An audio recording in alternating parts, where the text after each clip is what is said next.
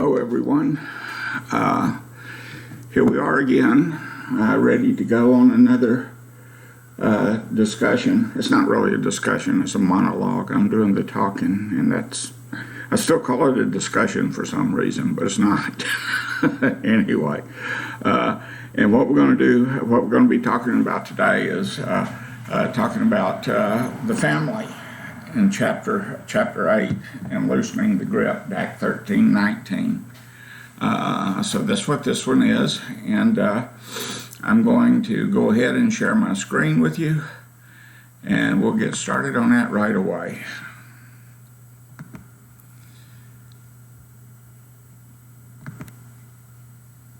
Boom, from the beginning. And there we are. And we'll be talking about the effects of alcohol problems on the family. And as you can see, that was me trying to spill my coffee, that clink you heard, but I saved it. Y'all didn't get to see the klutziness because I already shared my screen, which is good. The effects of alcohol use on the family. I'll reboot there. It could be my family. It could be prehistoric McCarrans or prehistoric Bushharts. Looks like it'd be prehistoric McCarrans. What's this family thing all about anyway? Why do we even have families? They seem like a lot of trouble, don't they? Of course, we're pretty attached to them usually, but there's still a lot of trouble, and they are. A lot of trouble to maintain, a lot of trouble to keep running properly, all that good stuff. Well, I'm glad you asked. Human beings are herd animals, and like the rest of the great apes, we are social creatures. We live in groups.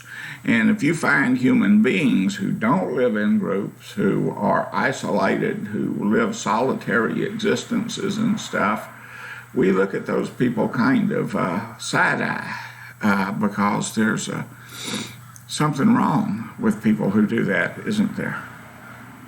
Doesn't have to be, but that's basically the attitude that most folks take towards isolationists, towards people who avoid the companionship of others, etc. That noise also tells me I forgot to cut my phone down.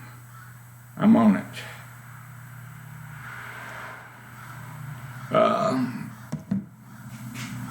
So we organize in family groups, and then we organize in neighborhoods and communities and towns and cities and pueblos and villages, and then in counties and states and nations and continents and you name it. And we organize out Baptist, Catholic, Jewish, you name it. And then we organize out, you get the picture. So human beings organizing into groups is as natural to us as walking. So, the puzzle. Once upon a time, we had chemically dependent people, folks who would be a problem to their family, neighborhood, community, city, county, village, state. And that individual was the problem, and their acting out behavior, their drinking, etc., was the problem. So the way we addressed the problem is we took them out of the family system and we sent them away to be treated. And you would go to Good Place Treatment Center for X number of days and be treated and get especially good treatment from people like you and I. And then we'd send them back home to live a life of genteel sobriety that was enriching to them and to their families and all of that good stuff, to sin no more. But only to find on the return that we had changed the puzzle piece. We had took something off of it. We had added something to it. even if we did, through the experience of treatment, the person has a remarkable transformation and changes in many aspects of how they live. When they return, they no longer fit into the system. They left, they were a square peg in a square hole. And now when they come back, they're a round peg trying to fit into a square hole, and it no longer fits. And you see treatment sabotage and all kinds of things that happen. If we alter how a person operates and then try to fit them back into a system where that operation is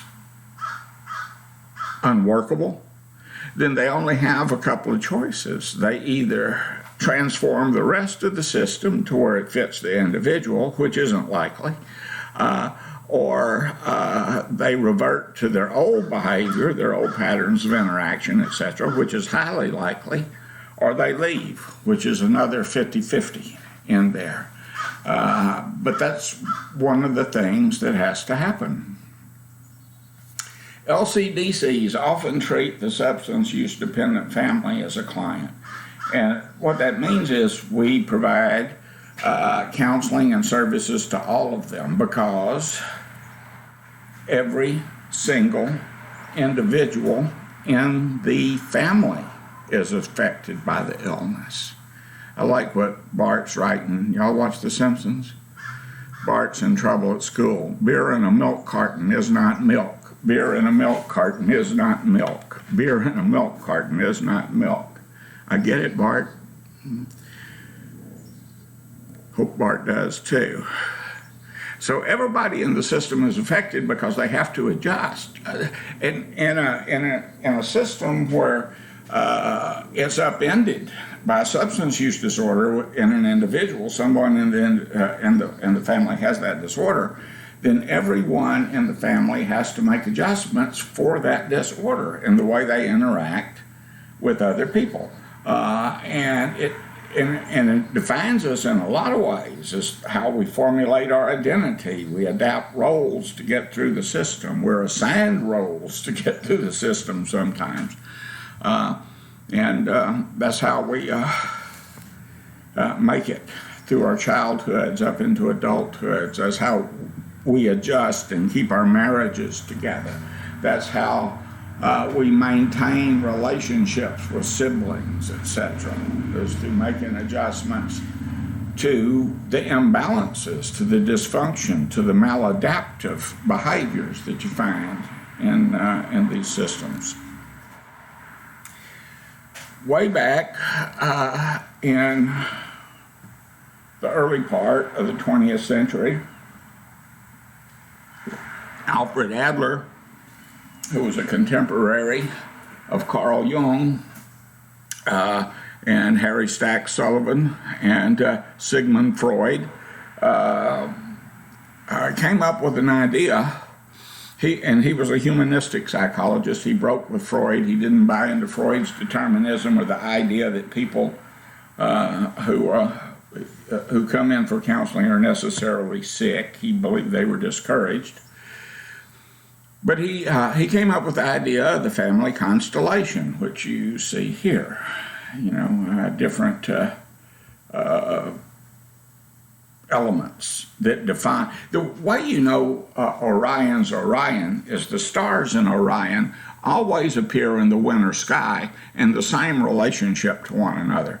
And because they're in the same relationship, you can see them every year. I've been seeing them every year all my life. Is the same constellation that Christopher Columbus saw, the same constellation that Jesus Christ saw, the same constellation that the first man saw, and the same constellation that the last man will see. They're predictable. They exist in elliptical orbits, in relationships to one another that are absolutely predictable. And who we are and how we are in a family constellation are like those stars in the sky. They're fixed for the most part. Can they be changed? Yes, they can, but it's a lot of work. So, and who we are and how we are defined by these relational roles that has to do with who we are with mom and who we are with dad, etc. Our family is defined by the orbits of its members. Consider father, mother, daughter, son, widow, stepmom, orphan, husband, in-laws. All of those imply a reality. If I say I'm a father, that means what? Bingo, exactly. I've got children. If you say you're a mother, bingo, you've got children. If I claim to be a son, I'm speaking about a relationship between mother, father, and me, a triumvirate, if you will. And if you say you're a daughter, that implies a relationship here. If you say you're a widow, it means you used to have a husband, but you don't have one now. He's dead. If you're an orphan, you used to have parents, but they're not here anymore. In-laws means that I have a son or a daughter, and now they're married to someone else, and now I'm an in-law. Or I got married, and now I have a wife, and that wife creates in-laws for me. Stepmom, you have taken in someone else's kid because you married the father. Orphan, your parents have died. Then there's that one in black. There's no name for me. And that's when you have a child and you lose that child. As a character in 6 Feet Under said, that's so effing horrible they don't have a word for it. And that's the truth. But we define ourselves by our relationships. We also develop our identity in these families. I have my identity as my male identity was formed in my family of origin. That's the family that I was born into. My mother, my father, and my siblings. Well, I didn't have any siblings when I was born. I was the oldest. My siblings were added later. So I was here. This is my position, oldest son. I also had no sisters, so all of my siblings, it was Howard, Charles, James, Michael, and Shorty, Roy Wayne. And each of us had a different position in the sibling hierarchy. It's good to be the big brother because things went my way, at least till they got big enough to fight back effectively. Each child has unique behavioral and personality characteristics, but moreover, each child has a different parent. And you know that when you've got new parents, they're all like, oh, wash your hands before you touch the baby. Oh, cradle the baby's head. Don't you? Oh, cover the baby up before you go outside.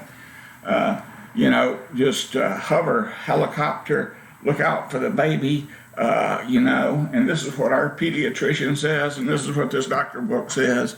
By the time you get down from that baby to that baby, is like just picking him up, throwing him over the shoulder, and heading out through the rain at a trot so he doesn't get too wet by the time you get to the car, right? Because parents learn and grow. Each child in the system has a different and unique personality, which means that each child in the system is a different individual, and we always relate to individuals differently. Now, some of you are out there thinking, oh no, I treat all my kids the same, and I love them all the same. Yeah, not really. I'm not saying that you don't love them, but you don't do it the same. Because there are differences with these children, and there are differences in the way you interact with them, and differences in the way they interact with you and they treat you, etc. Parents do have favorites sometimes. You'll probably notice that. But I was my father's favorite. That's me, right? I was the favorite of my dad. My little brother Charles was my mother's favorite. We both knew that, and when Mike and Shorty came along, that didn't change. I was my dad's favorite. Bugs was my mom's favorite. and my dad thought more I won't say thought more of, but he interacted more and was more comfortable interacting with Mike than he was with Shorty. And that's just the way it goes. And in the family, the linear hierarchy in the sibling subset, we had different relations too. Bugs and I were tight, and Shorty and Mike were tight. They were closer in age, and Bugs and I were closer in age. So that's the way it panned out. But each child has unique behavioral and personality characteristics, and Adler described those, that because I was an older child, most of my relationships as a child were with adults. Now, I got to see and play with my cousins sometimes, but for the first 2 years of my life, it was just me and Mom and Dad. And then all of a sudden, Bugs comes along, and I had to make adjustments to Bugs. Bugs did not have to make adjustments to me because I was already there, and I was the reality that he was born into. He shifted my reality because now I was not the only child, but I was an older sibling. It changed my role and my relationship, and that relationship got changed 3 times. Damn it, just when I was getting comfortable doing something, right? Sibling roles have to do with hierarchy and power. And you know what? It just occurred to me that I didn't speak a lot about the family of origin and the nuclear family and stuff like that. So I'm going to stop and do that here just a minute. The nuclear family is the one, when I grow up, the family I grow up in, that I'm born into, is the family of origin.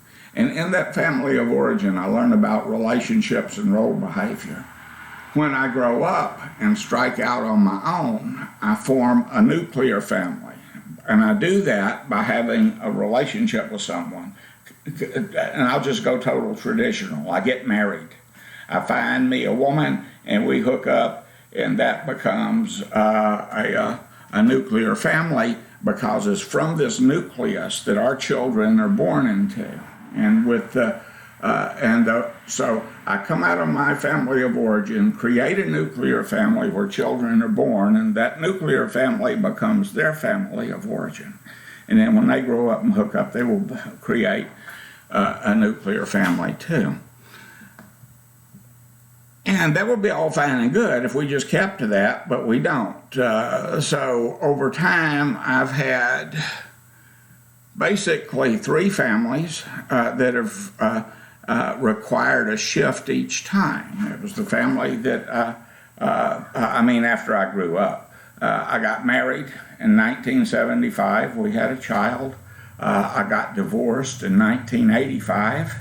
And I met another lady, and she had kids, and we were together for about 3 years, though we weren't married.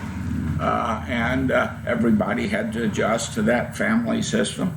And then I met the lady that I'm with now, and we've been together for 25 years. And she had kids, and they became my stepchildren.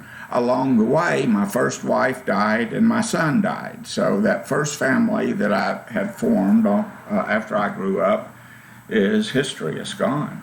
But all of these changes, and this isn't, I'm not seeking sympathy or anything like that. I'm just saying that life has surprises, and we have to make adjustments to the things that happen in our lives. And it's not always our choice. For instance, when I got divorced, I didn't want to get divorced. As a matter of fact, I dragged my feet. I tried to talk her out of it. Let's not get divorced. But she wanted it, so we got it. And then about a year later, I'm thinking, man, thank God I got divorced. I didn't know how bad I needed that. I was too hung up in the drama and stuff to see, any good outcomes. And the outcomes were pretty great, actually. So, and I'm not knocking Leslie or anything like that. I'm just saying that we did bad things to each other when we were married. And I didn't see that while I'm in it. I see it looking back. Sibling roles. This is a very famous TV family. If you're an older person, you know them immediately. If you're a younger one, I'm going to have to explain it to you. This crew is known as the Brady Bunch, and they were a very famous TV show, a very popular TV show back in the 70s. They had a really cool theme song. And so if you listen to the theme song, when you hear that, if you've never seen the Brady Bunch before, the theme song will tell you what it's about so that you'll be prepared for whatever episode they show you. You'll be indoctrinated and you won't be lost. Here's the story of a lovely lady who was bringing up 3 very lovely girls. All of them had hair of gold like their mothers, the youngest one in curls. And here's the story of a man named Brady who was busy with 3 boys of his own. There were 4 men living all together, but they were all alone. Till the one day when this lady met this fella, and we knew that it was much more than a hunch, that this group would someday form a family, and that's the way we became the Brady Bunch. Ta-da! Now you can watch the next episode and you're totally oriented to whatever's going on. Oh, this one in the middle, that's Alice. She's their cook and housekeeper, who, oddly enough, is the voice of reason in the show, but and Peacemaker and what have you. What this story's about is, this whole series is about, really, is about deployment of power in a blended system. You had this system, and you had this system, which included her. That was, they had a way of doing things. They had defined roles. They had positions. They had, and trickle down of power went here, here, here, there. Actually, it went here, here, here, here, and there. This lady went here, here, here, here.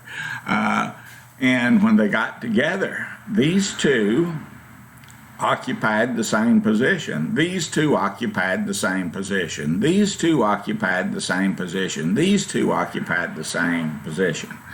Wait a minute. Brady was a bigamist? No, he wasn't. But Alice ran his household and basically told his boys what to do and function like a mother. She also functioned a lot like a wife, except she wasn't sexual. These 2 were one of the first TV characters, for instance. That's a problem with lecturing from my garage. I've got testosterone-deprived people with loud vehicles. Anyway, get back up there. I kind of lost where I was, but each episode was about a power struggle in terms of sibling rivalry, which was something else that Adler talked about. With his birth order characteristics, he talked about the traits that the oldest child had, the second child had, the third child had, and the fourth child had. And even though these are not empirical in the sense that this is the way it is for everyone, they're pretty spot on at predicting the way that people born into a certain position in a Western European family are going to behave. And Americans are Western European, by the way. The same went held with both units. So Marcia and Greg were the oldest in their systems, but when they're shoved together in this blended family, they can't both be the oldest and can't both be the top dog, so they struggle for power. The second-born are very cognizant that they don't have the exalted position of the siblings above them. In fact, Jan's big complaint throughout the series is Marcia, Marcia, Marcia, Marcia. Marcia, Marcia, Marcia, Marcia. Marcia gets to do everything. Everybody allows Marcia to do stuff that I can't do. Marcia, she's got some serious resentment going on. If this went on into the 90s, she'd have probably killed her sister. So hierarchy and power. And in any system, people struggle for that. Siblings struggle for that. And we sometimes, in the power struggles that we have in a family, family members get triangulated. They get dragged up into areas and doing things that they have no business doing, right? Anyway, I was going to show you something. I don't know how well this is going to work out because, like I said, I'm out in my garage.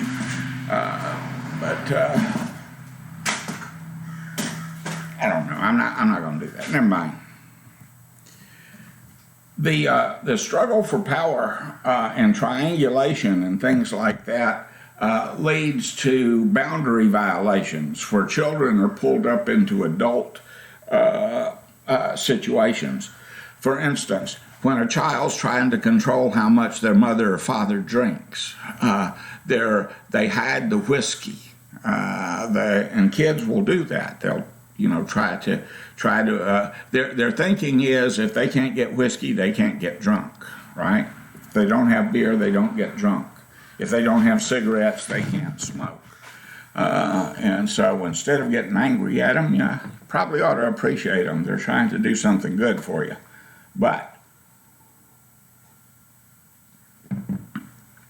early on, they're affected by the dysfunction that's going on in the family. Maybe I shouldn't say dysfunction. I might just ought to call it maladaptive functioning. Did I get everything? Okay. Joan Jackson and the Alcoholic Family. And Jackson's theories were described in the book Loosening the Grip. Like Jelinek, she conducted a qualitative study, but her study was not into types of drinkers. Her study was into families affected by alcoholism. She published a monograph, detailed study, in 1954 in which she described typical AA families and the phases that they went through in developing alcoholism. At the time she did it, and at the time Jelinek was doing his studies, most of the people studied were male alcoholics. Most of the families studied were families where father was the alcoholic. And so Jackson collected most of her data from wives and children in what at the time was known as AA Auxiliary, and later came to be known as the Al-Anon family groups, to talk about the experience of the family. And so she's the first American researcher to really spend much time considering what drinking did to families, other than the reformers who brought about the prohibition movement and prohibition and all the temperance groups that had grown up a century earlier. Jackson described a 6-stage process of familial alcoholism, and she published this in 1954. And this is what the families go through when alcoholism is developing in the system. Systemic denial. The whole family is like, oh no, this didn't happen, it's something else. We don't see it. They go through attempts to eliminate the problem. They experience disorganization and chaos, and then they reorganize in spite of the problem. They engage in efforts to escape from unpleasant reality and chaos. And then they reorganize yet again. Denial. Recognize the 3 little monkeys on the side, the see no evil, hear no evil, speak no evil monkeys? That's the way it works in the family. Alcoholism in the family has also been described as the elephant in the living room that everybody pretends isn't there.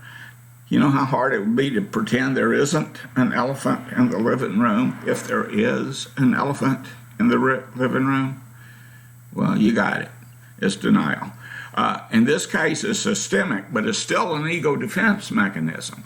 And the reason we have ego defense mechanisms is to protect ourselves from painful or frightening reality. We don't want to know. I don't want to see it, because if I see it, it just hurts. It just hurts. And there's nothing I can do about it. If I see it, I may be required to do something about it, and I don't know what to do.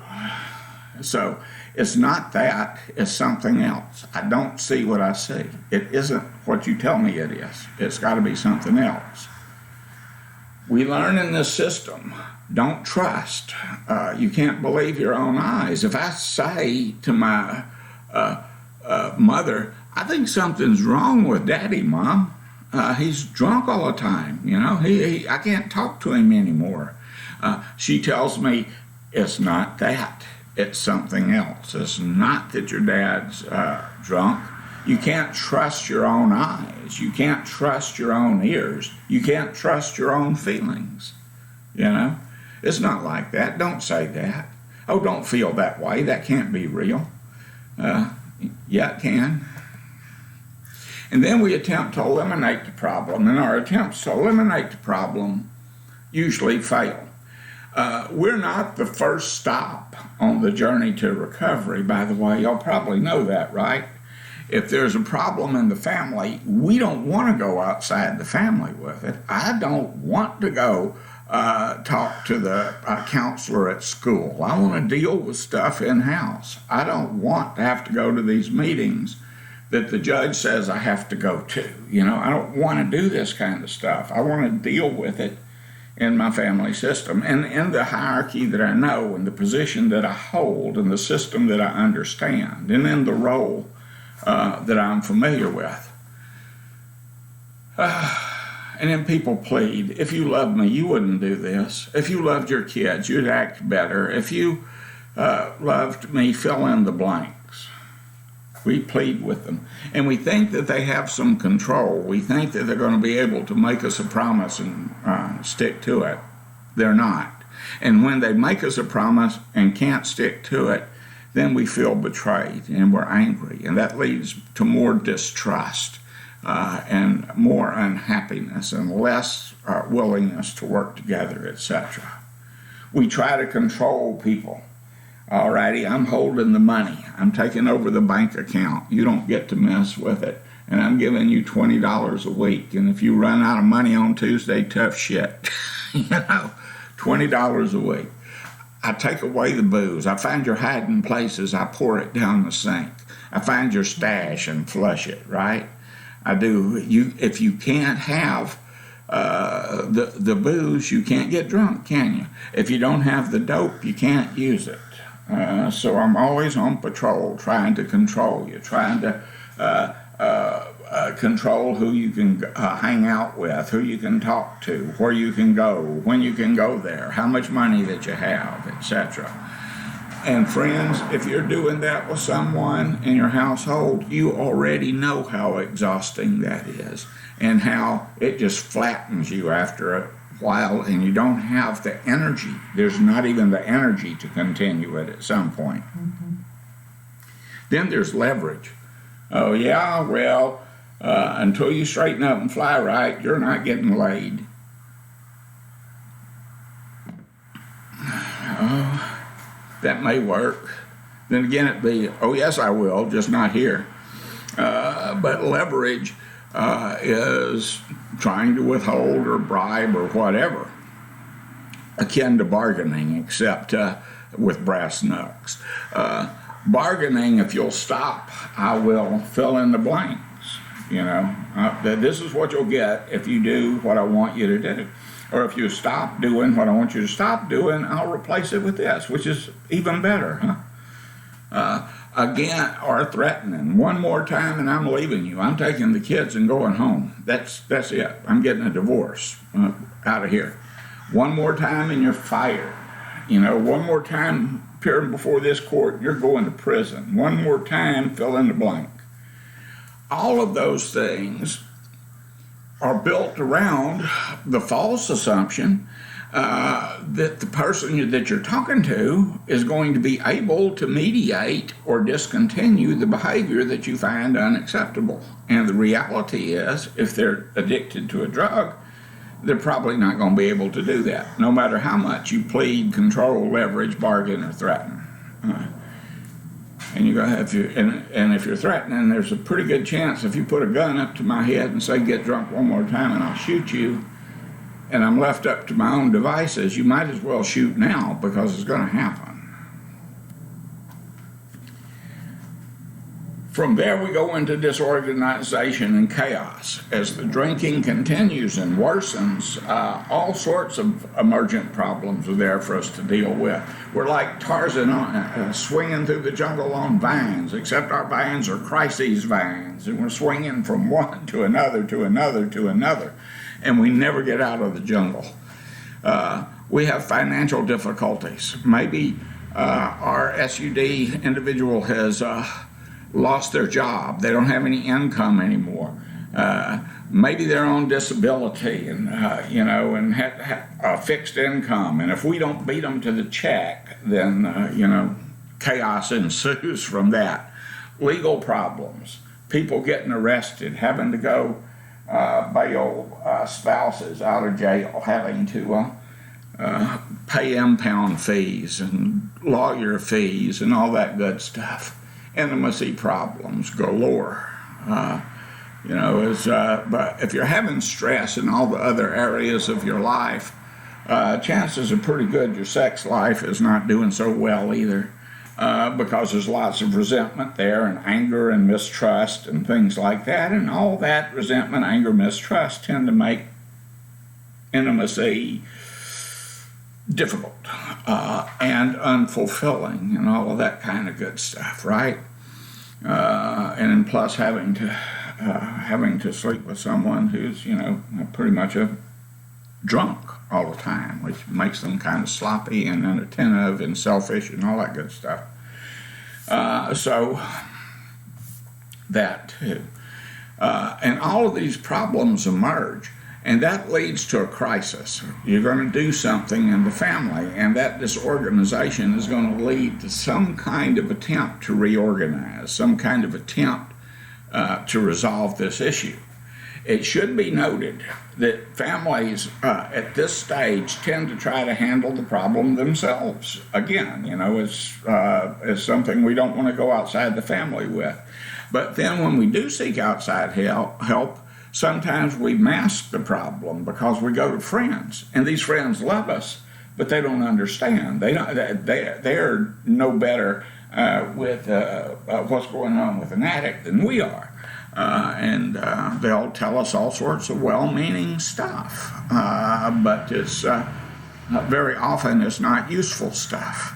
And later on, when we're challenged by someone, they'll say, "Why do you stay with that person? Why are you?" Well, I've got help. I've sought help. I talked to my friends, and they all advised me to do this, and I tried that, but it didn't work. Then I went to see my priest, and who, by the way, has never been married, probably, and he knows nothing about substance use disorder either, or what's going on with the family. Go to marriage counseling and talk to them about my relationship and my trust issues with women and stuff like that. But they don't address my drinking. And my drinking is the underlying problem. It's the thing that drives every other problem that I'm having in the relationship. But if someone asks me, "Well, what are you doing about it?" Well, I'm trying to change. I've talked to my friends, I've seen my priest, I've gone to marriage counseling. Could you pour me another one? And I've done everything but what I need to do, which is stop drinking. Then the family attempts to reorganize in spite of the problem. And that reorganization, if you go to Al-Anon, I think that a lot of people who go to Al-Anon are disturbed after a few meetings when it dawns on them that Al-Anon is not a place where you go to learn how to fix a broken family member. It's not. Al-Anon does not teach you how to change your son's drinking or your sister's drinking or your brother's drinking or any of that. Al-Anon teaches you how to be okay with yourself and how to survive in a system where you may have a drinking spouse and you haven't left them. Now remember that Al-Anon family groups emerged in the late 30s, really, and early 40s. Alcoholics Anonymous Auxiliary. And at that time, again, most of the identified alcoholics were male, and most of the identified Al-Anons or codependents or para-alcoholics or chief enablers or whatever handy-dandy title you got to hang on them were female and were married to these guys.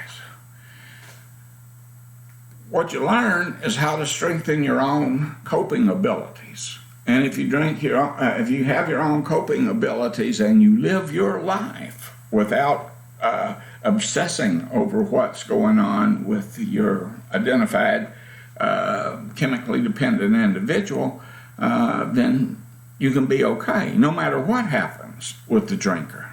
And conversely, if you're working with the alcoholic who's obsessing over making his wife happy and getting his wife and his family back, etc., you can also address with them that they can be okay and they can get well regardless of what their wife and their family does.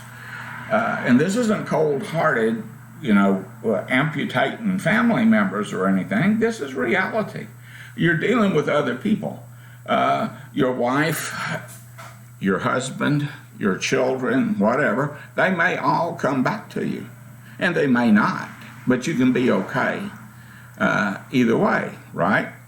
And your sobriety does not necessarily depend on whether they return or whether they stay gone. You don't have to throw people away to get better, but you don't have to have them come back to you to get better either. You can get better either way. When the family's reorganizing, they reorganize in a lot of different ways. One of the key ways that you see people reorganize, and Johnson described this, is the drinker's kind of pushed into the background. As the spouse's coping ability gets better, she takes charge, and it's a she in Johnson's study. She takes over the finances. She pays the bills. She's taking care of the kids. She's setting limits. She's budgeting. She's paying the rent. She's, chief cook and bottle washer, chief disciplinarian. She does everything. Husband's still there. He's still coming in. He's still kind of in the background, but he's not taking a key role, and particularly not taking the key role of father. She's kind of filling that role as well as mother. And in her life, there is no husband unless it's a surrogate spouse that's coming up from the sibling subset who acts as an emotional spouse to her. It doesn't necessarily have to be a man. It can be a daughter. Anyway, as she does that, the stable family life is to a minimal degree reestablished. She has patched it up. She has made it work. And this can happen, and this did happen because this was, again, a qualitative study where she was interviewing people who were in support groups, who were in 12-step recovery, and this is what Johnson gathered from that. People can do it without going to Al-Anon or counseling or anything like that. It's just harder because they don't know how. And then we get into efforts to escape. It's a bit more difficult to do. It was a bit more difficult to do in the 50s than today. And you couldn't leave. I mean, it was hard to leave. People getting divorced back then was not common. And divorced women particularly, were kind of looked on as damaged goods. I mean, something's wrong with her. You don't want to be hanging around with that woman. She's been divorced, man. Divorce or separation is stressful. Any way you look at it. And that's the ultimate escape here, other than perhaps killing a spouse. But family reorganization may be a type of escape, and you can reorganize and cut the person off inside the family without getting divorced or without separating, and you put up a facade to people who are looking from the outside. You're still a couple, but you're not in the real sense. Families reorganization can occur without the affected member. You can move out, take the kids, go home to mother, that kind of thing. You can kick the spouse out, the offending spouse, the alcoholic, send him packing, and not allow him to return, and reorganize with that absence. And that changes things if you're in a dysfunctional family. If you're in a crisis-oriented family, you may need someone who's screwed up in order for the system to work. So if I kick that husband out or that wife out, I'll go out and find me another wife, probably at the same bar I found the first one, and bring that one home and start the whole system over again. And that's reorganizing through divorce and remarriage to others, picking up someone else. And when I'm doing that, I'm usually carrying all my unresolved difficulties from one relationship into the next relationship and kind of recreating what I just came out of. We can also reorganize through recovery and reconciliation. People do, get kicked out of the family and they go into treatment, and the family comes in and they get treated, and then they all get back together again, patch up their difficulties, forgive one another, and embark upon the old relationships in a new way, which changes the relationships into something more satisfying to them, etc. And that's doable, and it does happen. But also, and I don't want you to go into this all Pollyanna and everything and thinking that any alcoholic family that you work with is going to, be put back together again and everything will be hunky-dory. Because truth of the matter is, sometimes by the time they get to us, the relationship's so damaged, it's never going to be put together. They're never going to trust one another or have good feelings for one another again. And that's pretty sad, because people are letting go of not just of realities, but they're letting go of dreams and possibilities and things that they thought were going to happen, and they grieve that real hard. I can't remember who the researcher was who said that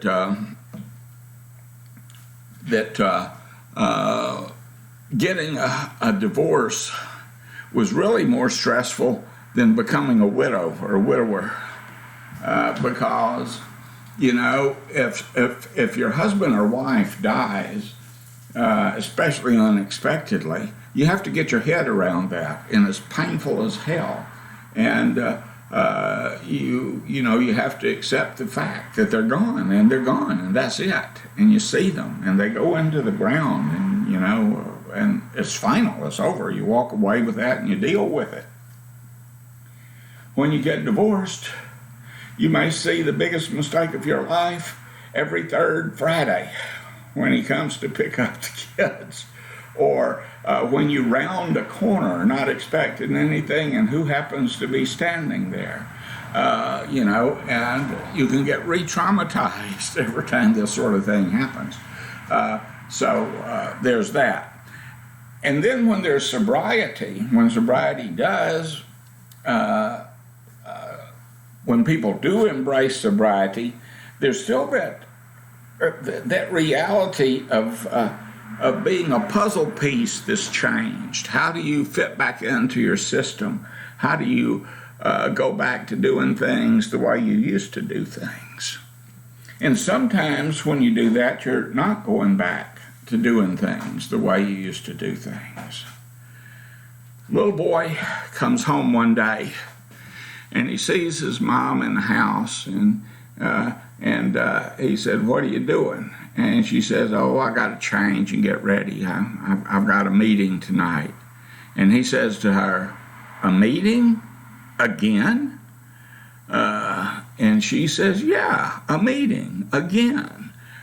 He said, well, what are we having for dinner? And she says, well, I'm about to make you some leftovers and put them in the oven to stay warm for you. And he says, leftovers again? Didn't we have leftovers last night?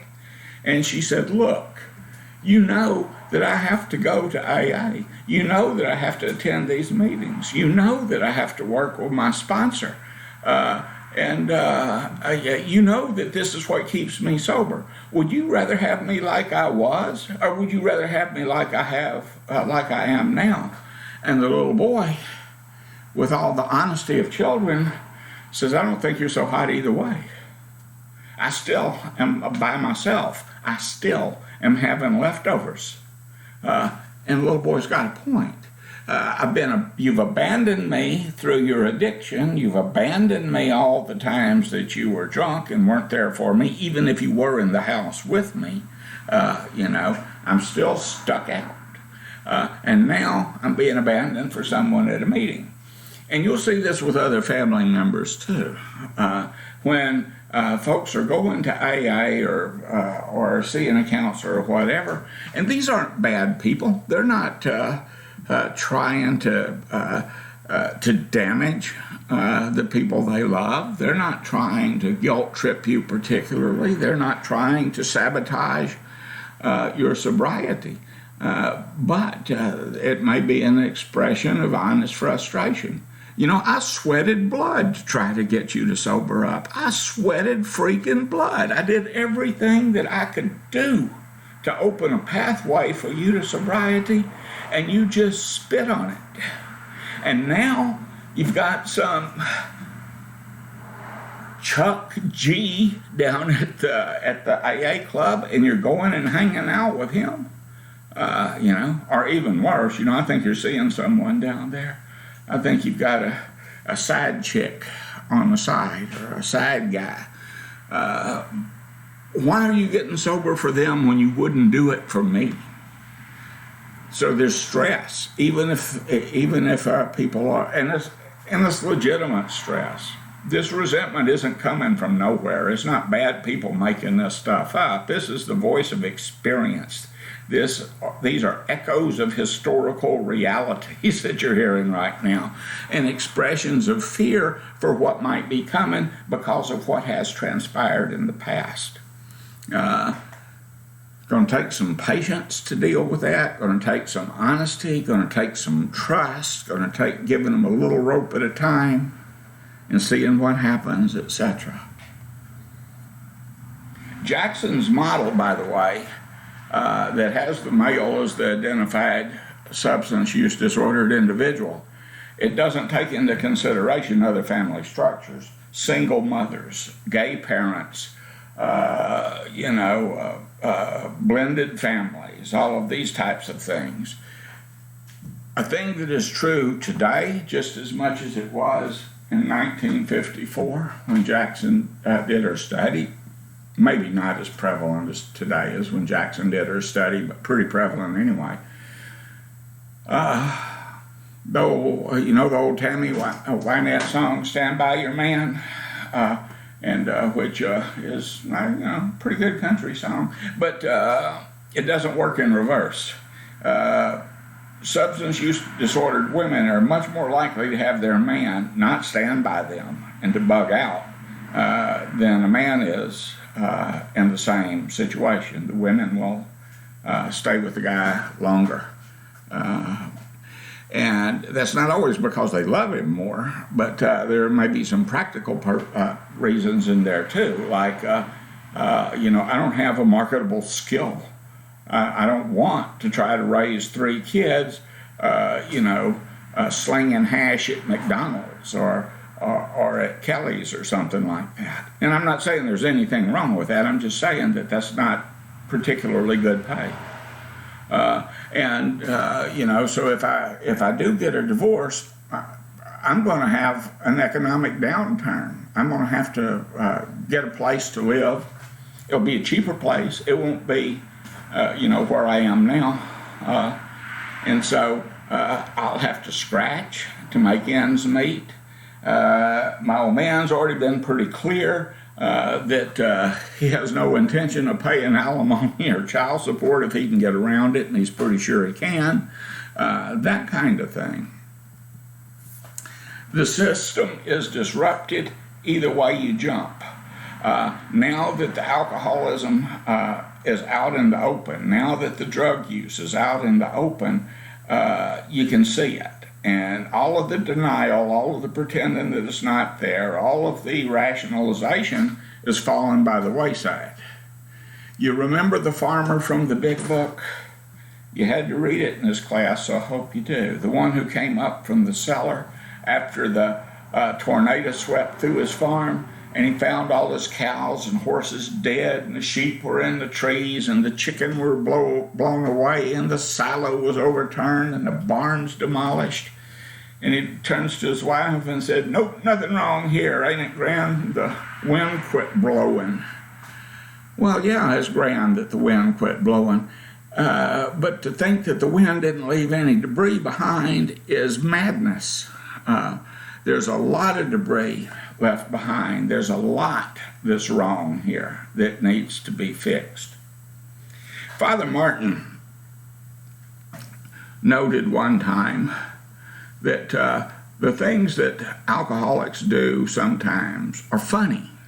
We get into situations that when we look at them from a distance, we laugh at them. We think, I can't believe I did that, And you can go to an AA meeting on speaker night, or an NA meeting, or a CA meeting, or any of the 12-step meetings when there's a speaker, and they will tell you about some of the ridiculous situations that they got into, and some of the crazy things that they did, and some of the consequences that they experienced, and ha ha ha, and everybody laughs. We all have a great time, and I've been in lots of meetings like that. And and when I laugh with them, I'm laughing with them. I understand. I can relate to what they're saying and to some of the silly things that we do that made sense at the time. But Joe Martin said, if you really think that was funny, then look at the guy who's telling the story, and then look at his wife and kids who are listening to it. And look at their faces and see how funny they think it is. If you're really tough, Mr. Speaker, sit down. Let your wife tell your story. Are you that tough? And most of us aren't. So the way I experience reality is mine, but the way someone else experiences their reality is theirs. And if we're going to bridge a gap, then we're going to have to understand that, and we're going to have a pathway where we can come together and agree that we have different outlooks and we've had different consequences. Families with impaired members, and they can be impaired all sorts of ways, and Dr. Kaufman will tell you all about this when you get into her family class, probably next semester, right? Families with impaired members are crisis-oriented. We've always got some hitting the fan, and that's the way we best function as a group, as a family. We're consistently challenged to maintain healthy equilibriums, and that's true in sobriety too.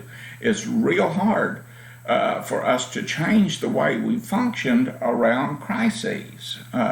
And have some sort of healthy new way of doing things. Our methods of interactions with one another, our methods of communications, etc., are maladaptive, and that means they're not healthy, basically. And if I have more adaptive ways to do things, I will probably tend to employ those more adaptive methods of interactions to make things better.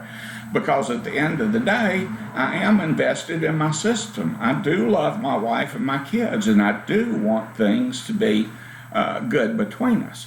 But we have poor boundaries.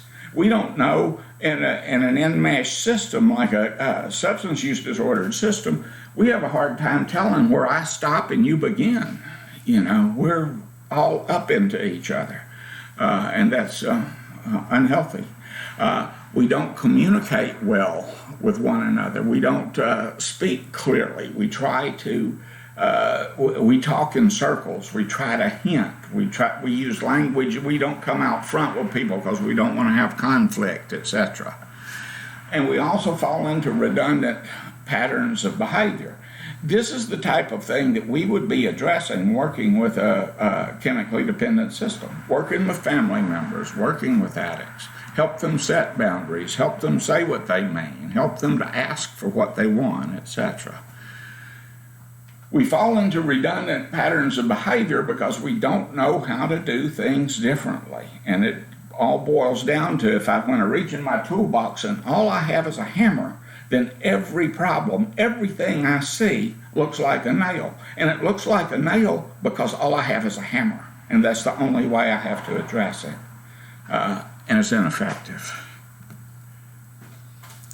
Research identifies 3 survival strategies, 3 approaches that family members use in living with a SUD family member. And one is keeping out of the way. You know, I just live my life. My dad says something, you better be back home by midnight, and I say, I will, and I go out and do what I want to do. I just don't pay any attention to the intoxicated family member. That's a bad way of treating someone, but it is a coping mechanism. Caregiving, counseling, and controlling the SUD member, exhausting, trying to follow them around and make them do things and, you know, hiding the booze and all that good stuff. Or resigning oneself to living in the toxic environment and maintaining a facade. And that will do. It's not what's really going on here. It's what people think's going on here that's important, right? This leads us into the phenomenons of enabling and codependency. Enabling is basically what we used to call padding corners. I still call it padding corners. When you pad the corners, you make sure that no one gets hurt on the sharp edges.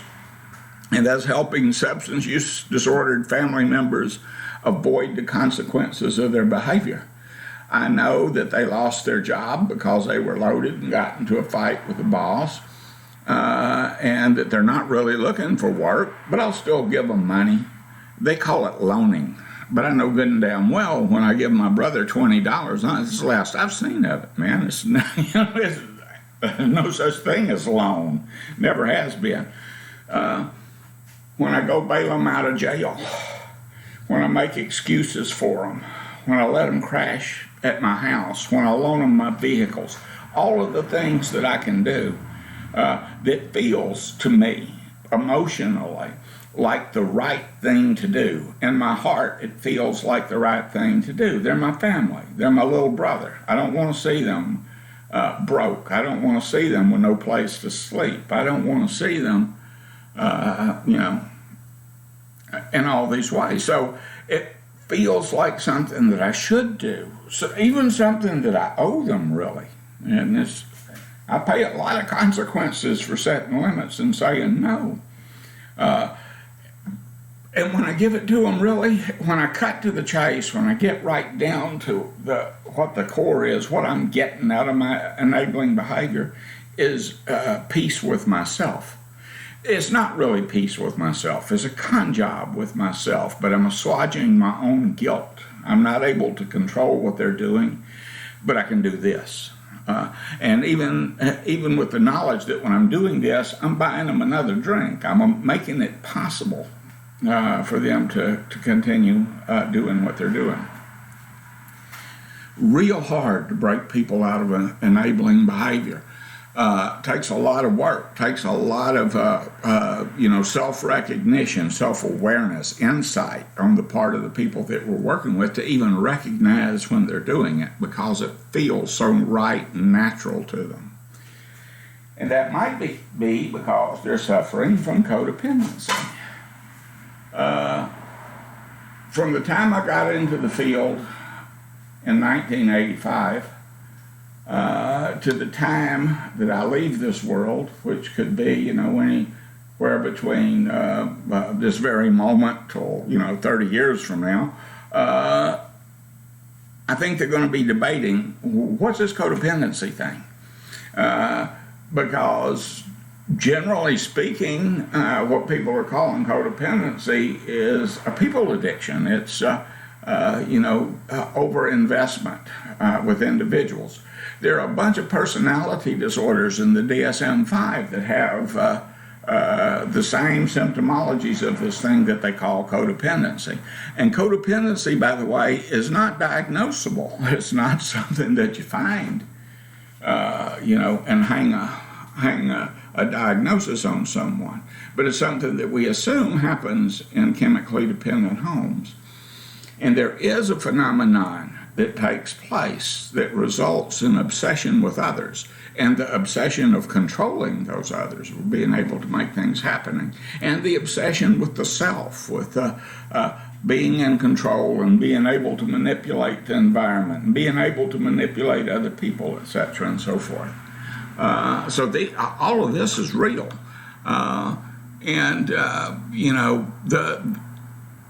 You talk about, when we talk about addiction and the physiology of addiction, the way that the brain gets hijacked, I've heard it explained that this craving that addicts get, and it's a good explanation, feels like if you don't score again, if you don't get high again right now, you're going to die.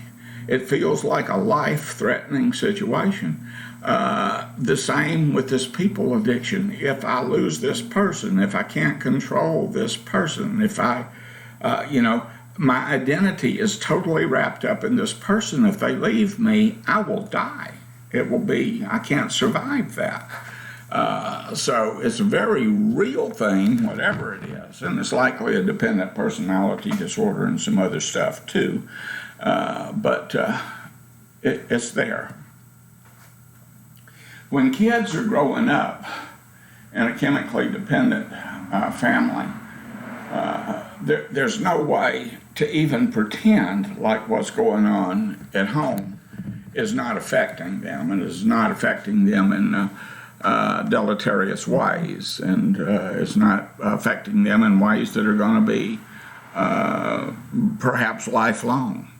And the book asks you to consider, think as a preschooler, what is it like to lie in bed listening to your parents fight? Or to have daddy disappear for periods of time unexpectedly? Or to be spanked really hard and sent away from dinner just because you spilled your milk? Or to have a succession of sitters because mommy works 2 jobs? Or to get lots of attention one moment and be in the way the next? One of the things that happens with chemical dependency, and it happens pretty clearly with a person who's substance use disordered. If you're stoned and passed out, or stoned and incoherent, or stoned and looking at porn, I don't know, whatever it is that you're stoned and doing, you're not paying attention to your children. So your children can be abandoned while you're in the same room with them. You abandon them through your drug use, and your drug use becomes the important thing. And that's not the only way kids get abandoned. I won't play with my kids because the football game's on. And you may hear a kid say sometimes, I hate football season. It's like I become invisible, that kind of thing. So we can be abandoned all sorts of ways. Some of us, me and some of you too, we don't have to imagine what it's like lying in bed listening to your parents fight. We freaking know. We don't have to imagine what it's like for dad to disappear for periods of time. We already know that. And millions of American kids who are adults now can tell you about that. As an elementary school child, What's it like when mom forgets to give you lunch money? Or you have to wait and wait after soccer practice for a ride, long after all the other kids have been picked up?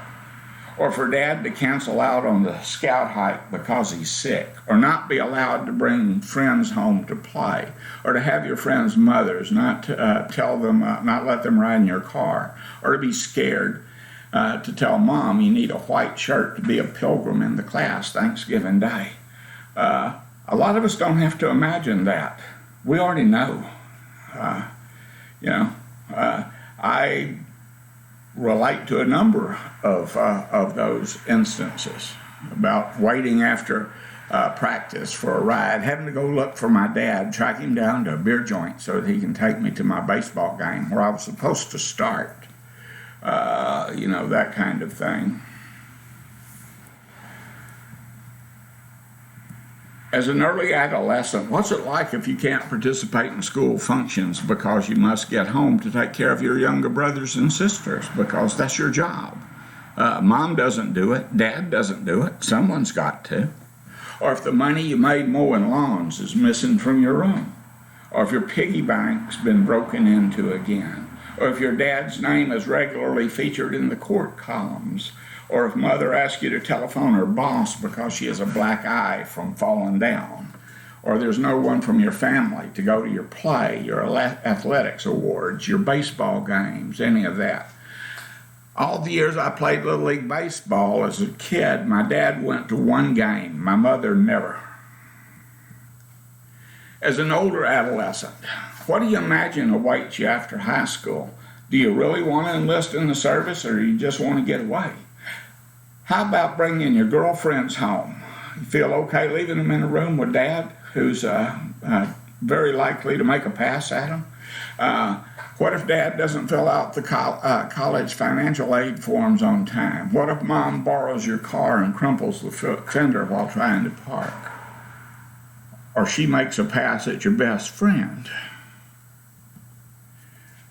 What goes on in homes where there's chemical dependency is not always what run-of-the-mill Americans would consider normal behavior, and it's not. It's intoxicated behavior, it's addicted behavior. But it's not just something that affects the user. It affects everyone. It affects people who's watching this. It affects people who are directly influenced by the behavior that's going on, or pay consequences for the behavior that's going on. Roles are something else. Roles are things we do whether we want to do it or not. We pick some of them, some are assigned to us, and some we don't know how the hell we got them, but we got them. And I want to say a couple of things about the concept of roles. I'm going to go to the last thing first. The concept of roles is most valuable as metaphors, inasmuch as they haven't been proven as empirical traits, not even the birth order characteristics. In a general sense, the birth order characteristics are correct, but there's exceptions to all of that.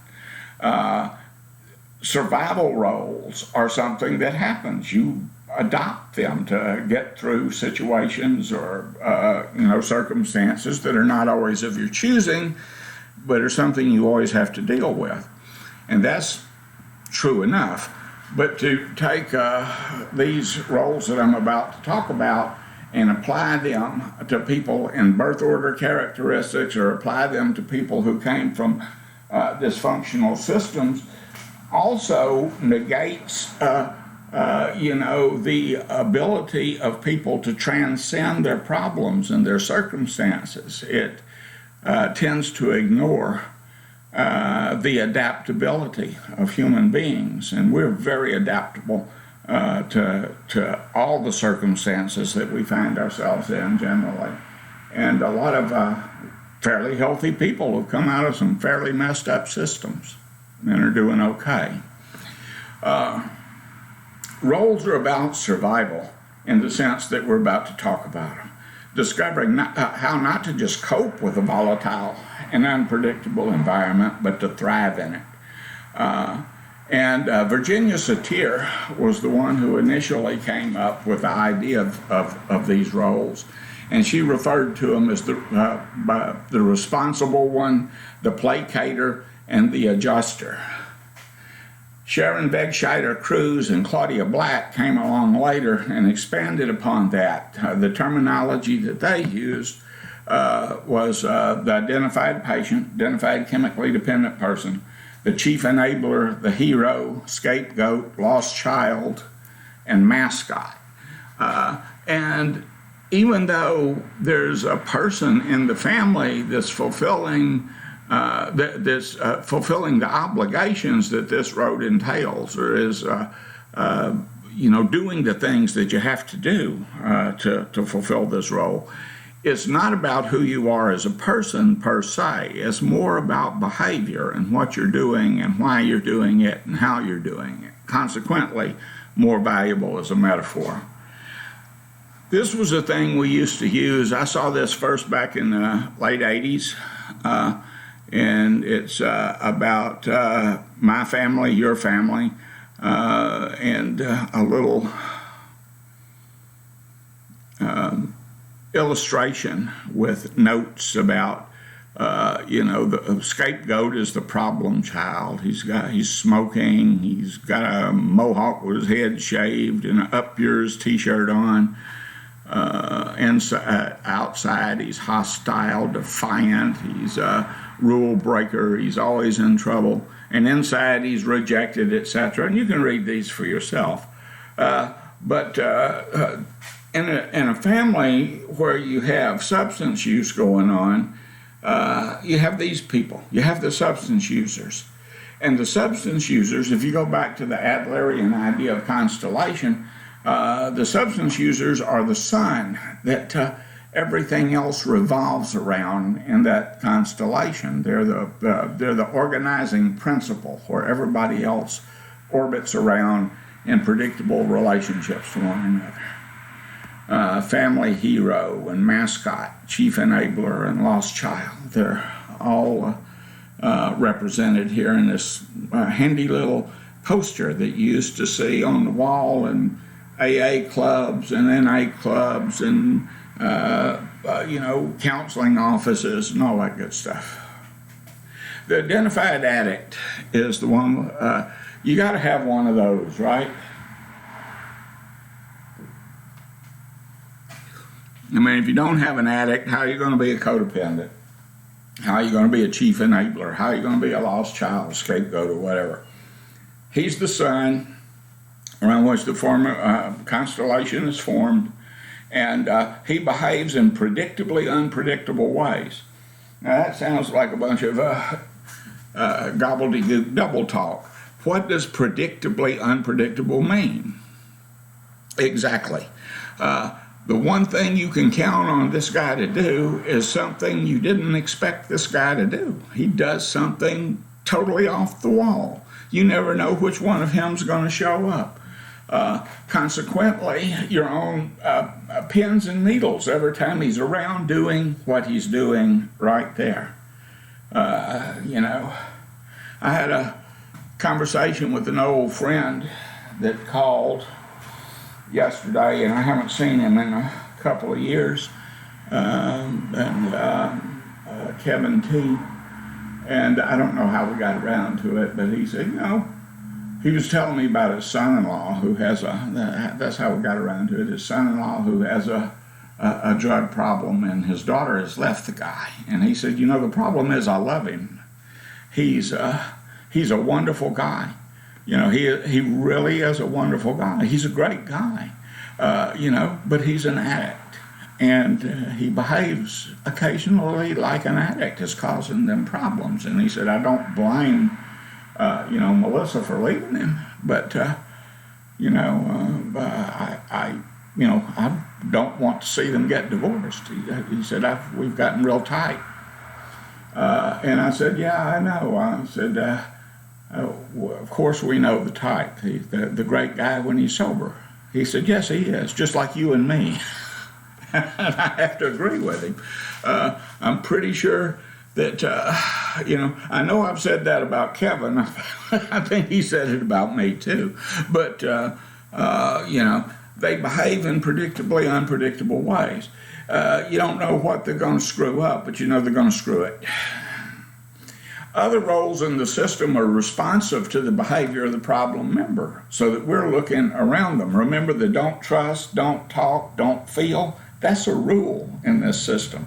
This guy's unpredictable. You can't rely on him. You can't talk to him. You can't trust him. And if you do that, it's going to hurt. So you better not feel either.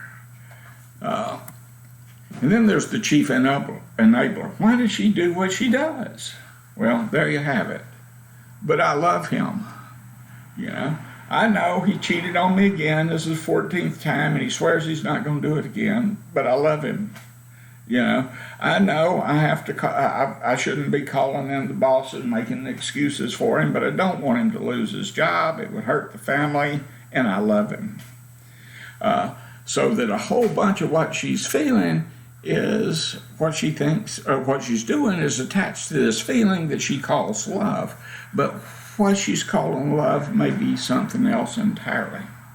When I do this, I feel revalued as a person because I make sacrifices for the people I love. I'm a good person, right? And, I transcend my suffering. I rise above it. I'm a good person, right?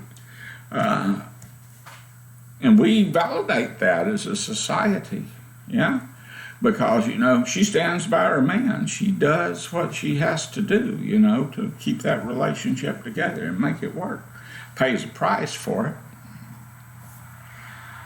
That's the behavior. And she's getting a payoff out of that behavior. But it's a behavior that if she wasn't there, someone else in the system will be doing.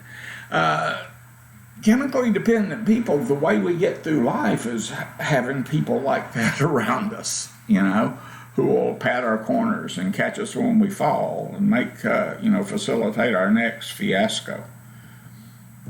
Then there's this one. Generally the oldest child in the family. Hero. Makes good grades in school. Has a job. Brings home money. Helps raise the children. And when you're talking to the other kids in the family, why can't you be a good girl like this girl?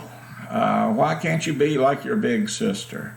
I filled a lot of that in my family of origin. I went to school, made good grades and all of that. And I created problems inadvertently. And I'm not saying it's my fault that the problems were there, but my brother, just younger than me, Bugs, he used to bitch about that. He said, man, I got a teacher that you had 2 years ago. And I said, oh yeah, who? And he tells me. And I said, well, that's great. She's a good teacher. He says, she's a bitch. She expects me to be you, man. And I'm like, well, yeah, that, and he's not me. And he doesn't have the same, he's a different person. So the hero gets a lot of stuff from other people. Oh, you're such a good girl. Look at you. You're taking care of your mama and helping your father and all of that good stuff. You're just a treasure. You're so good. I can tell you from experience, Supergirl, that one shit and all your atta-girls are out the window because that can shift on you real fast, Supergirl is taking the pressure off family, off the parents.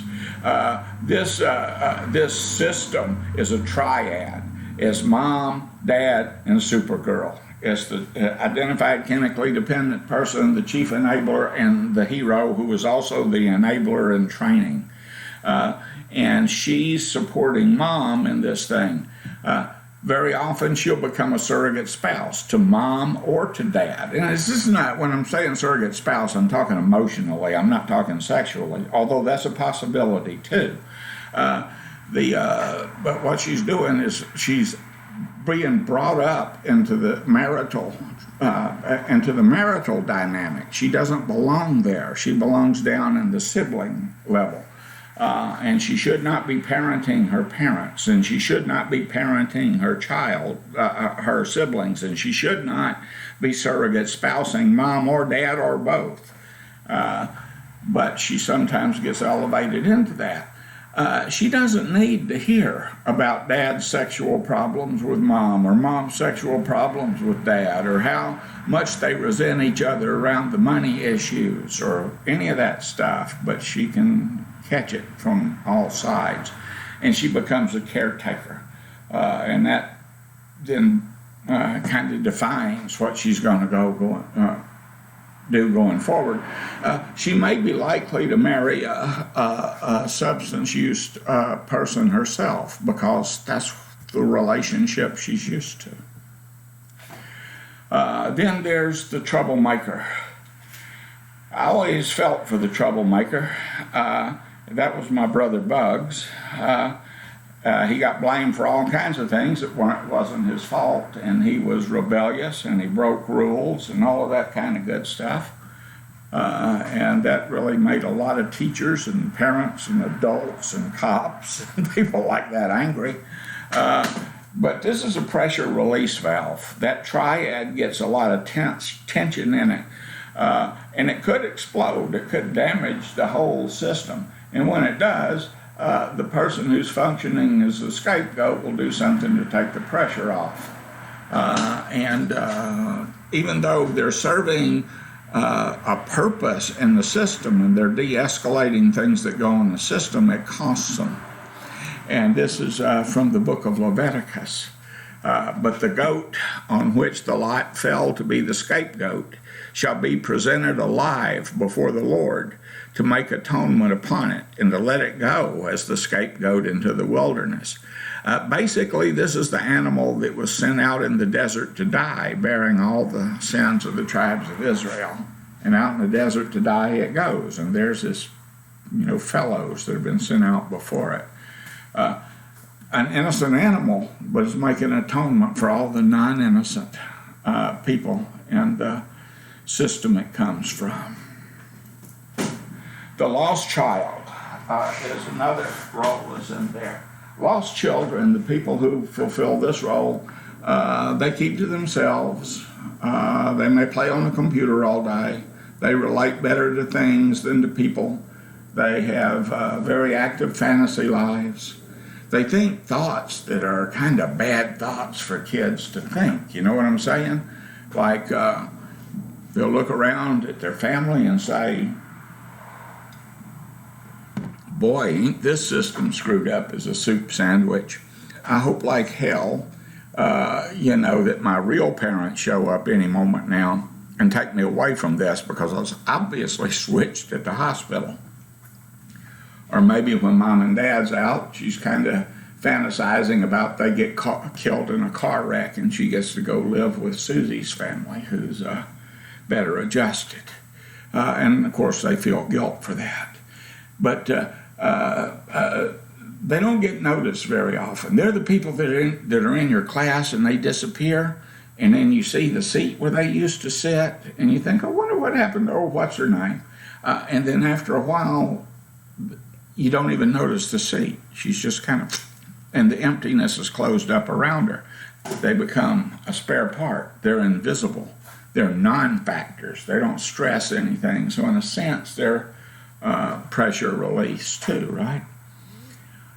Sometimes people who are doing this in a family system, whether you want to call them a lost child or whatever you want to call them, the people who are withdrawn, who don't interact, who become invisible, it's not necessarily because they don't want to be visible, it's just because it's proven impossible for them to be visible, and they may do something like check out altogether.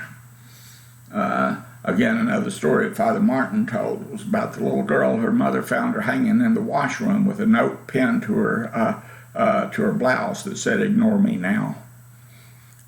So they can get real lost.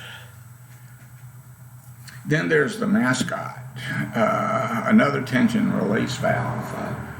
Brings humor to the family, and God knows this family needs a sense of humor, doesn't it? It diffuses tension with humor, deflects away from problems, does funny things. She's cute. She's, everybody adores her. She just, you can't be mad around this kid. And these are what kids do to get through. But kids grow up, don't they? And when we grow up, do our roles still fit? Do the things that we did in our family, do they still serve us? When you get into talking, there's a movement that sprung up in the 70s called Adult Children of Alcoholics. Am I an adult child or am I an adult child? Which is it? Am I a child that acts like a grown-up or am I a grown-up that acts like a child?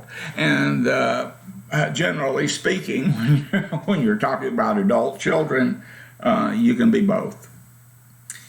And simultaneously, isn't that a contradiction? Sure it is. We're full of them. Adult children of alcoholics, ACOA traits. And let me say this about that. Recovery support groups, these are recovery support groups for children who grew up in substance use disordered homes. And the list of traits, they're Barnum characteristics. And a Barnum characteristic is, give something to everybody. You make a statement that pretty much everyone can relate to. Fortune tellers do that all the time, Horoscopes do that all the time. They're full of Barnum traits, and they're vague enough that you can go, hey, that's me. That really is me. And they fit almost anyone who reads them. So is this a personality that emerges because you grew up in a dysfunctional home? Maybe. But it's a personality that emerges in other people who didn't grow up in dysfunctional homes. So it can fit, again, these traits can fit almost anyone. Where they're beneficial, where they're useful, is that they still create a sense of reality for members or potential members to strongly identify with. And this becomes an astringent that kind of holds them together. They're not really valid diagnostic criteria, but again, very useful as metaphor and self-identification. Adult children of alcoholics do a number of things, like guess at what normal is. We don't know. You know what? A lot of people guess at what normal is, and we have to guess at what normal is in some situations because, we don't, we weren't exposed. We don't know how to do certain things or what's the right thing to do in a certain situation. I remember attending a dinner one time. It was one of the first of these that I've ever attended. And they had so many forks and so many spoons, and I didn't know what the hell to do with them. Only later did I learn you start from the outside and work in, which makes terrific sense, but I didn't know that. And I didn't know if you started from the inside and worked out, or whatever. I didn't know what to do. So what I did was I watched what someone else was doing, and I did what they did. And that was how I got to my norm of eating at a formal dinner. I'm pretty good at it now, although I don't really give a damn, about the proper protocol for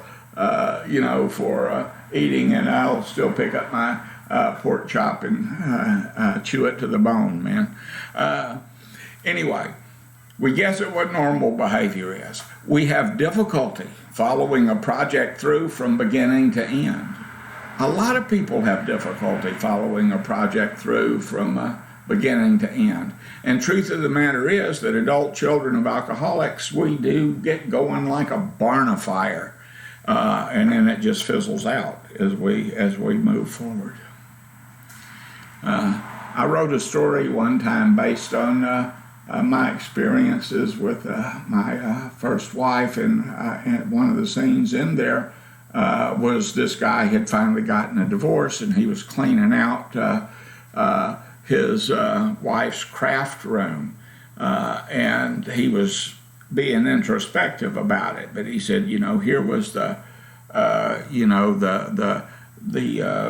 oil paints and the easel and the canvas for when she was going to be an artist, and here was the quilting material for when she was going to learn how to make quilts, and here was this and here was that she was going to do, half finished, just started and abandoned. And there's a lot of that in these systems. We don't always follow through on what we want to do. Is this true of someone who's not a child of an alcoholic? Sure it is. Other people can have this too. But if you're raised in a chemically dependent home and you're looking at this, especially with this judgment thing, you're judging yourself against these things that have enough truth in them to resonate with you. I lie when it would be just as easy to tell the truth. That is something that happens in a chemically dependent home. You get so used to covering your tracks, it becomes total second nature. And you still want to be 3 or 4 times distance from whatever that reality is, just in case someone wants to pin it on you. Adult children of alcoholics judge themselves harshly. They beat themselves up. If you've been judged harshly all your life, it becomes second nature. You don't even need people there to tell you what a shit you are. You'll do it for them. You'll do it to yourself. They have difficulty having fun. Hard to let my hair down. I take myself way too seriously. I remember the first time I went to a Palmer drug abuse meeting.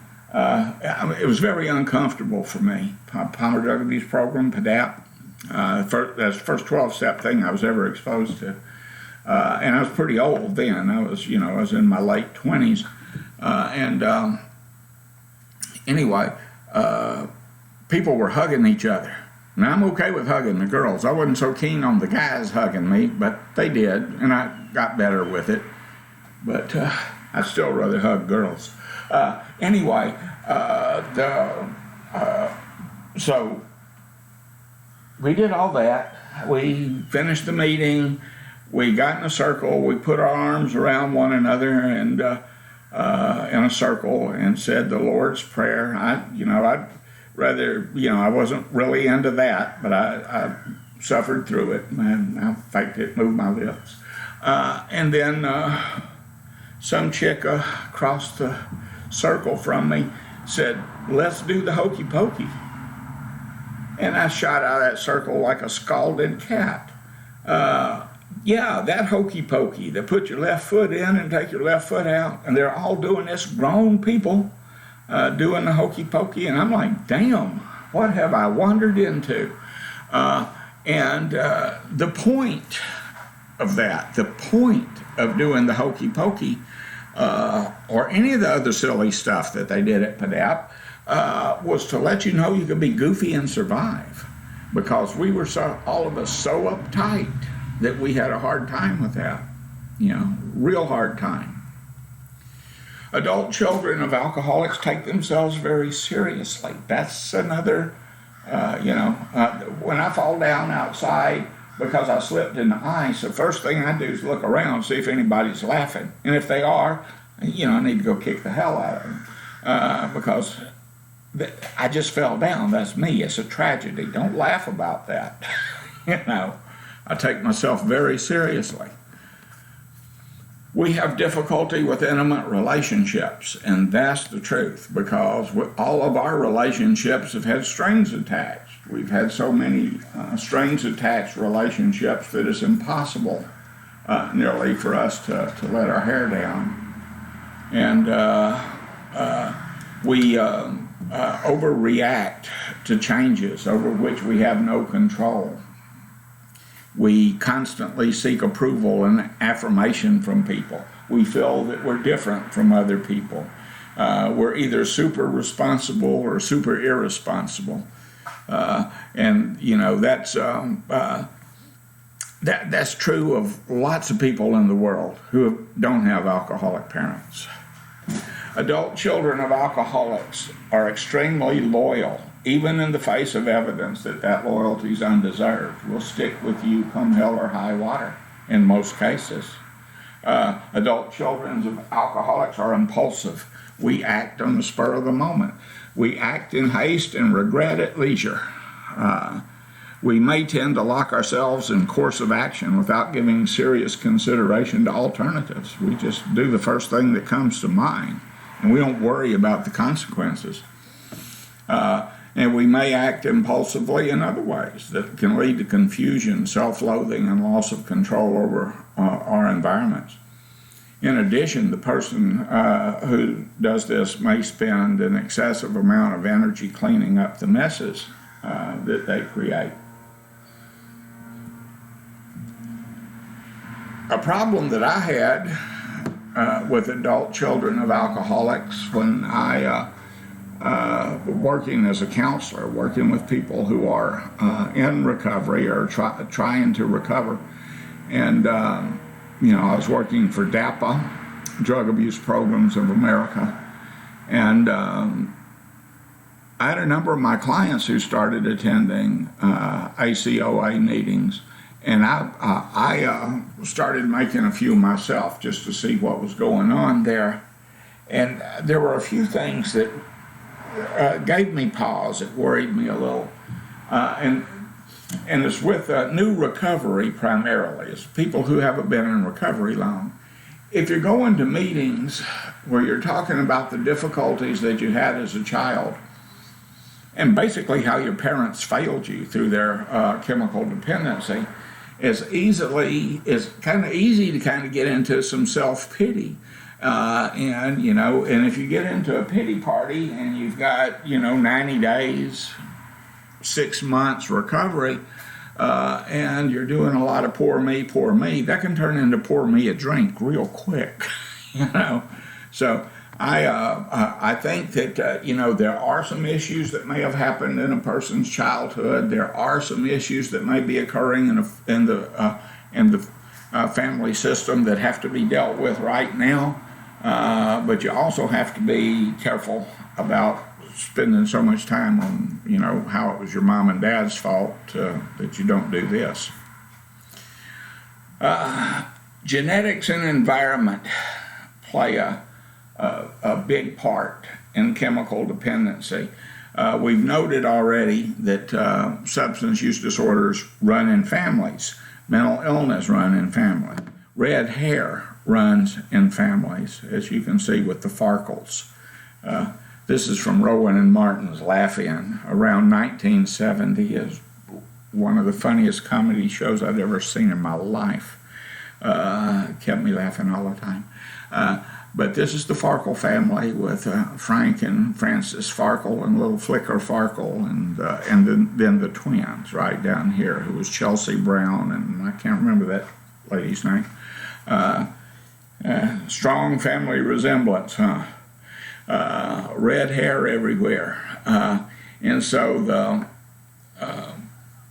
with chemical dependency, things, not just chemical dependency, but red hair, mental illness, tendencies towards certain illnesses, diabetes, Wilkes-Barre syndrome, sickle cell anemia, all of the, there's a strong genetic component that's associated with those illnesses. And even if you have this genetic component, it does not guarantee that you're going to be, the next baby's going to be redheaded, or the next child's going to be an alcoholic, or that when you grow up you're going to be a drug addict or a codependent or whatever. But having that genetic component, that genetic possibility, risk factor that's there, and combine it with the environmental factors that you experience growing up in a chemically dependent home, and that likelihood increases. So in conclusion, one of the reasons that we need to know about families is, they're going to be our clients. And we're not family therapists. That's not what substance abuse counselors do. That's not what LCDCs do. So we're not experts on family. We're not sex therapists. We're not, marriage counselors. although all of those aspects are something that we have to deal with if we're working with a substance use disorder system, because that's what's involved. And so each member of the family in their relationships with one another and in their perception of themselves and their own identity and in the behavior that they're engaging in has been touched by and changed through the illness of substance abuse disorder. It is erroneous of us to assume that someone who comes out of that system, though, is somehow dysfunctional. Because they, like I say, some people make some really, really good choices and some really, really good adjustments. They adapt well and come out of it basically undamaged. They've dealt with it and they've gone on with their lives. So it's you don't want to take someone like that and try to sell them on the idea that they're messed up just because their mom and dad engaged in this kind of behavior. So there's a variability there. Whew. That's a lot of stuff.